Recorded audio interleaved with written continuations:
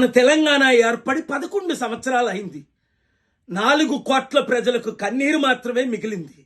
వ్యాపారస్తులు నెత్తి కొట్టుకుంటున్నారు, బిజినెస్లన్నీ వెళ్ళిపోతున్నాయి, రియల్ ఎస్టేట్ పడిపోయింది, విద్యా వైద్యం కరువు అయిపోయింది. నీళ్లు, నిధులు, నియామకాలు అన్నారు. వేసవి కాలంలో 1 కోటి కుటుంబాలకు నీళ్లు అందించగలిగాయి గవర్నమెంట్. నిధులైతే వాళ్ళకు మాత్రమే 100 కోట్లు, 1000 కోట్లు, కొంతమందికి లక్షల కోట్లు. మనకు మిగిలిందేటి? 4 కోట్ల ప్రజలకి 10 లక్షల కోట్లు అప్పు.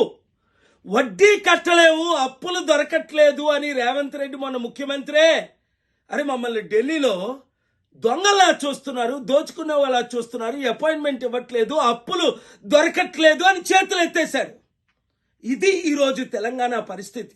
60 లక్షల నిరుద్యోగులకు ఉద్యోగాలు వచ్చాయా? కంపెనీలు వచ్చాయా? ఎన్ని సమిట్లు పెట్టి ఏమైనా మంచి పేరు వస్తుందా? సరికదా.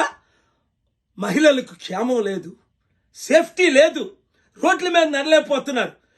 మిస్ వరల్డ్ కొరకు మిస్ ఇంగ్లాండ్ వస్తే అయ్యో ఈ హైదరాబాదులో నన్ను ఒక వేశ్యలాగా చూస్తున్నారని ఆవిడ హైదరాబాదులో పారిపోయి దేశ విదేశాల్లో మన పరువు తీస్తుంది. ఇది ఈరోజు పరిస్థితి. అందుకనే వీళ్ళ వల్ల మార్పు రాదనే శ్రీకాంతాచారి తండ్రి వెంకటాచారి అయ్యా నేను 1200 మంది కుటుంబాలు బలిదానం చేస్తే తెలంగాణ ఏర్పడింది, ఈ పార్టీల వల్ల లాభం లేదని ప్రజాశాంతి పార్టీలో చేరాడు. ఎంతమంది అన్ని పార్టీలు పిలిచినా వద్దు అని చెప్పి గద్దరన్న మన ప్రజాశాంతి పార్టీలో చేరాడు. ఎందుకు? మార్పు రావాలి, ఆ మార్పు మనమే తేవాలి, మనందరం కలిసి పనిచేస్తాను. వాళ్ళైతే కొట్టుకుంటున్నారు. 20 లక్షల వార్చి సరిపోదు, 200 కోట్ల రూపాయలు అపార్ట్మెంట్ దుబాయ్లో సరిపోదు, నాకు 100,000 కోట్లు కావాలి, అన్నకిచ్చిన ఆస్తి నాకు కూడా కావాలి. ఇది ఈరోజు తెలంగాణ పరిస్థితి. ఈ కుటుంబ పాలన వద్దు, ఈ కుల పాలన వద్దు, ఈ అవినీతి పాలన వద్దు, వారి పాలన మనకొద్దు. మన ప్రజలకు శాంతి రావాలంటే ప్రజాశాంతి పార్టీయే రావాలి, మన పార్టీయే రావాలి.